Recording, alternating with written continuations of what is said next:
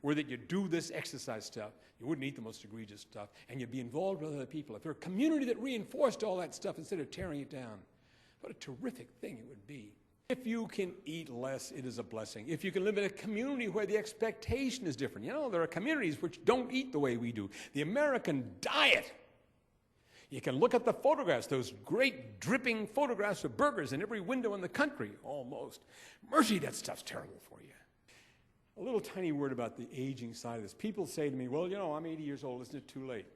No, it's not too late. There are wonderful studies about, they went into a nursing home in, I forget where, but people, the average age was 86 or something like that, well up there, and there were plenty of people who were older. And they had them go on a serious weightlifting program for 6 weeks. At the end of 6 weeks, everybody moved up one level.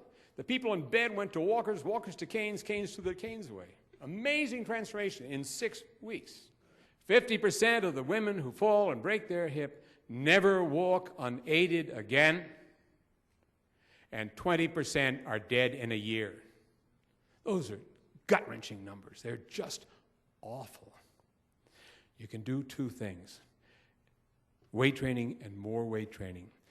One, to build up bone in the first place. Take those calcium pills. They're fine. They're not going to hurt. They'll do some good. But there is nothing like weight training for building up new bone. Second, do weight training for your balance, strength, and coordination. If you can double the strength in your legs, you're less likely to get down on your bum when your feet get caught up in that plastic bag. Makes a huge difference. If you can create a community that's concerned about physical activity, lots of it, and structure to promote it, if you can create a community with a tremendous involvement on interaction and involvement and commitment to one another, if you can create a community where caring counts for a lot.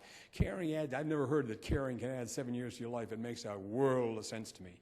Those three things, they're the big rules in our book: care, connect, and commit, as well as the exercise stuff. If you can create communities that foment that kind of stuff, you'll be doing a wonderful thing for the country and for yourselves and everybody in them.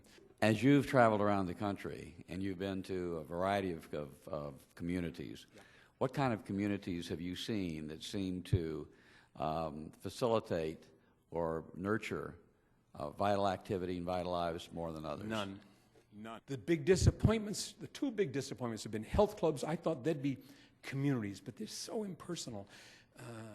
They don't do a good job at that. And I thought the doctors would be a help, too, that they, you know, a doctor today has 7 minutes to see you. I thought the least you could say, I don't have any time, but for God's sake, read this book. They haven't been much help either. I'm a little grumpy about how we get this thing done. One of the things I love about your program, I think it's one of the core things to do. I guess my question would be, can you describe for us what the physical aspects of a senior community, if you will, what that would look like to you, one that would make you want to move into such a place? Yeah, I'm anything but an expert at this, but I'd love to take a shot at it because it interests me so enormously. If I had my choices, first of all, there would be a major physical component. I'd have a hell of a health facility. And I don't know what the economics are, but I can't help thinking that would work well, that it would be a great way to improve health and so on. I'd spend a gang of dough on a terrific world-class gym with both machines and classes, especially classes, by the way. Classes for people of all ages. There are some remarkable classes for people who are in rotten shape. I would want it to be integrated into the surrounding community as well. I don't want to be locked up too much. I was talking to somebody in the audience before about how down here there's a great emphasis on gated communities, which I think is odd. In my part of the world, people are less excited about that. But I'd want to be in and out of a surrounding community. I'd want to know that there were some restaurants. I'm glad to hear that there's good food and this and that. Health facility, but I'd like to be able to go to town some of the time. If I had my way, I'd want to have the kind of place that drew people of a range of ages. As I was saying before, where there's a tremendous emphasis on community, caring about one another, and involvement, as well as terrific an ethos of physical activity and commitment.